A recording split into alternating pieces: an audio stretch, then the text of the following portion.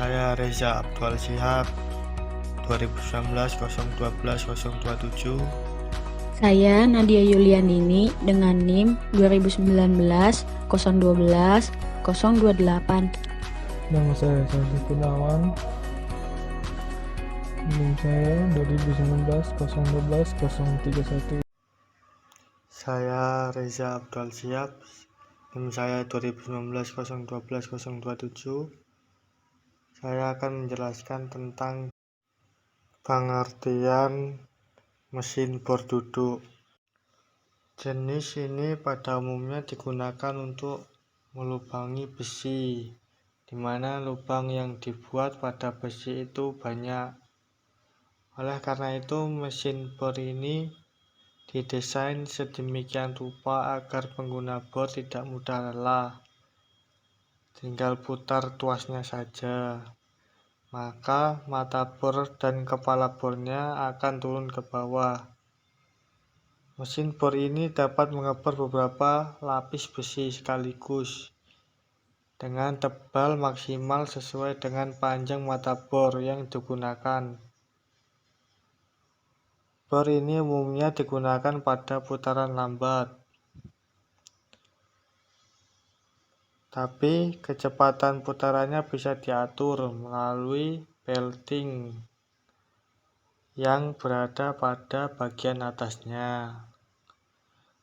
Bor ini juga sama seperti bor tangan, mempunyai beberapa subjenis. Berdasarkan ukurannya, ukuran bor duduk mulai dari yang terkecil adalah 13 mm dan 16 mm,25.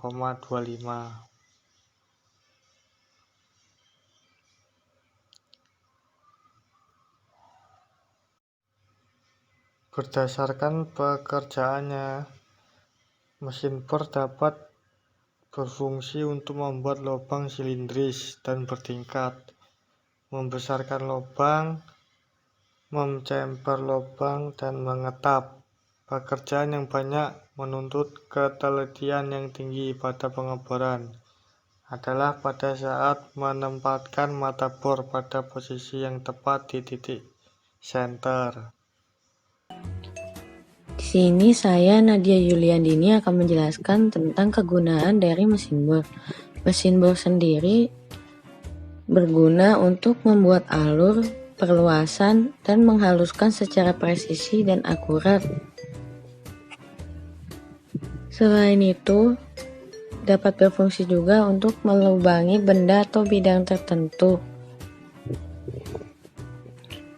Adapun karakteristik yang terdapat pada mesin bor sendiri yaitu setiap mesinnya bersumbu pada satu titik dengan melubangi permukaan bidang tertentu.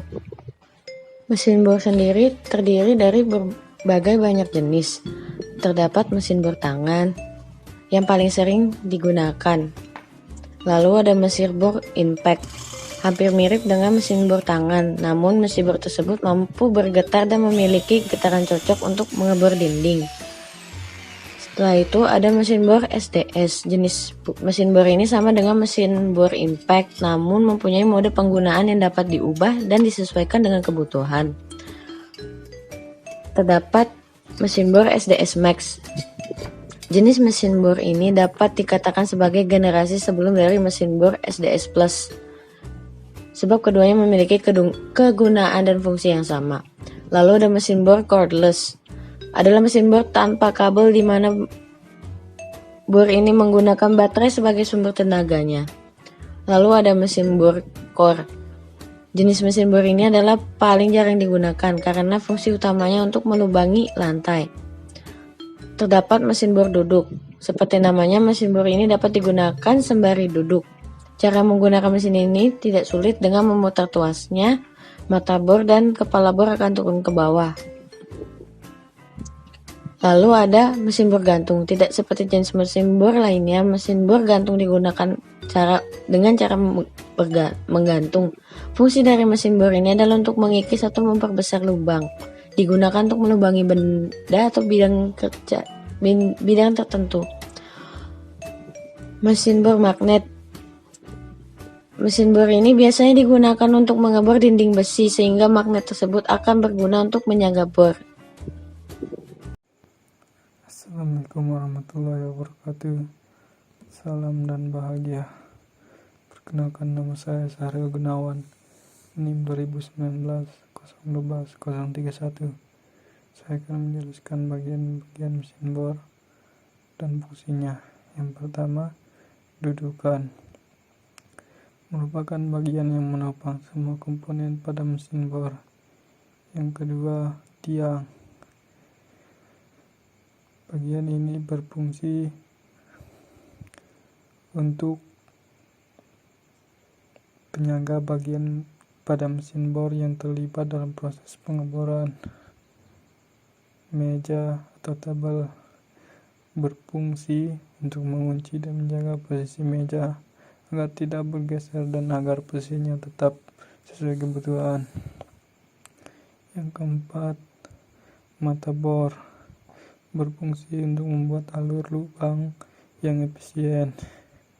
Yang kelima, spindle. Spindle merupakan bagian mesin bor yang menggerakkan pencekam atau jak. 6. Spindle head. Spindle head adalah rumah dari konstruksi spindle. Yang ketujuh, drill bit handle merupakan bagian pada mesin bor yang berfungsi untuk menekankan atau menurunkan mata bor spindle benda kerja. Kedelapan, kelistrikan menggunakan motor listrik sebagai penggerak utamanya. Sekian dan terima kasih. Sekian penjelasan dari saya, kurang lebihnya mohon maaf apabila terdapat kekurangan dalam penjelasan baik kata-kata maupun intonasi atau informasi yang disampaikan. Kurang lebihnya mohon maaf. Salam.